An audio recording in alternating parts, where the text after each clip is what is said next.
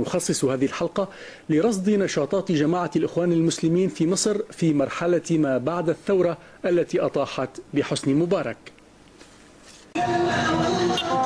أطفال يرحبون بالمرشد العام للإخوان المسلمين تحت رقابة الكبار. لم تر محافظة المنوفية مظاهر كهذه من قبل. هذه المنطقة هي مسقط رأس الرئيس المخلوع حسني مبارك، تلونت اليوم بألوان الإخوان المسلمين. خرج أتباعها من مخابئهم. ضرب لهم المرشد العام محمد بديع موعدا في مدينة شبين الكوم لفتح دار جديدة للإخوان المسلمين. أشرف بدر الدين هو من مشاهير المنطقة، إخواني ونائب سابق، يسلم عليه الناس ولا يخشون على أنفسهم من المتاعب الأمنية. العالم كله ينتظر النموذج الذي يقدمه الإخوان المسلمين، سواء على المستوى السياسي من خلال حزب الحرية والعدالة أو سواء على المستوى الشعبي. الإخوان في استعراض واسع النطاق، يريدون اليوم توسيع رقعة نفوذهم أكثر من أي وقت مضى. أتباع الجماعة يقولون اليوم ملء أفواههم ما كانوا عاجزين عن الجهر به قبل 25 من يناير كانون الثاني. نص متر، كل أخ يرجع لورا نص متر بس لو تكرمت. النهارده بيجنوا ثمرة قريبة، لكن إن شاء الله الثمرة الكبيرة هي إقامة الخلافة الإسلامية على شريعة الله عز وجل على مستوى الأرض جميعا بإذن الله. خلافة تمر طبعا عبر إقامة دول إسلامية. هم ملتزمون بفكر حسن البنا الذي أسس الجماعة في 1928.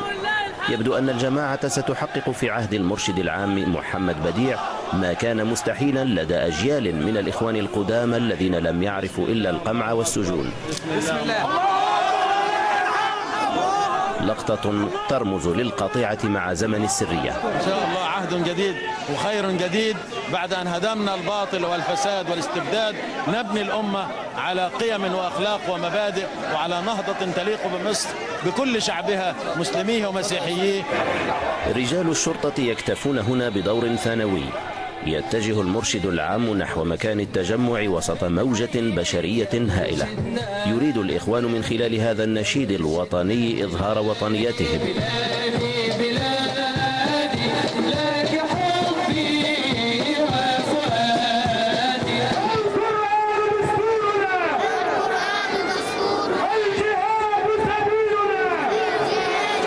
ونحن الإخوان المسلمون نهتف من كل قلوبنا الله غايتنا. خرج الإخوان المسلمون إلى العلن ولكن بحذر ويقظة. كل هذه الأنشطة وكل هذه الفرص المتاحة الآن للإخوان للمشاركة في العمل العام سواء من خلال مؤسسات رسمية أو مؤسسات مجتمع مدني، سيمكن للإخوان من خلالها إثبات إمكانية أن يقودوا هذا المجتمع نحو الحرية والعدالة والإصلاح الذي طالما وعدوا به هذا المجتمع. كأن الإخوان بدأوا يبسطون حكما موازيا في المدينة. تسجل الجماعة نشاطها هذا، فهي اليوم تملك قناة تلفزيونية لكسب العقول اسمها مصر 25. بدأت البرامج الأولى باستضافة شخصيات من الرعيل الأول للجماعة.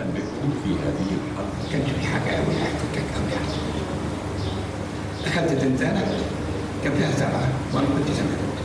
وظفت القناة مهنيين لا ينتمون إلى الجماعة بالضرورة، ومنهم أشرف البلقيني.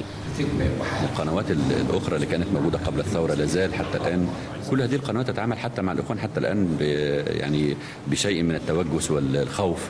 أن ظهور الإخوان حتى الآن على الشاشة في أي فضاء من هذه الفضائيات يظهروا ليدافعوا فقط عن وجهات نظر، ولكن لم يعطوا حتى الآن الفرصة ليعرضوا أساسا أفكارهم أو يعرضوا مشروعاتهم التطويرية لبناء مصر المستقبل. ضيف هذه الحلقة هو من سجناء الإخوان الشهيرين، يتذكر أيام الاحتلال البريطاني. واحد عاش أيام الإنجليز، عاشها كان فيها حرية أكثر من الأيام دي. كنت بمشي بسلاح، كنت بروح درس مثلا شيء برشور هنا يمكن جنبكم، كنا بنضرب بيها في السلاح الخاص، السلاح والذخيرة الحية في الجبل. ورغم هذا ما كانش حد يقول لنا انتوا فين رغم الاحتلال. يقاطع أشرف البلقيني ضيفه لأن موضوع الأسلحة محرج، يجب تفادي المواضيع التي قد تخيف الرأي العام، بل إن القناة ستستضيف شخصيات معروفة بآرائها المخالفة للإخوان المسلمين. قضية شائكة وعلاقات متشابكة نتحدث فيها عن التجربة الإنسانية لهؤلاء المناضلين.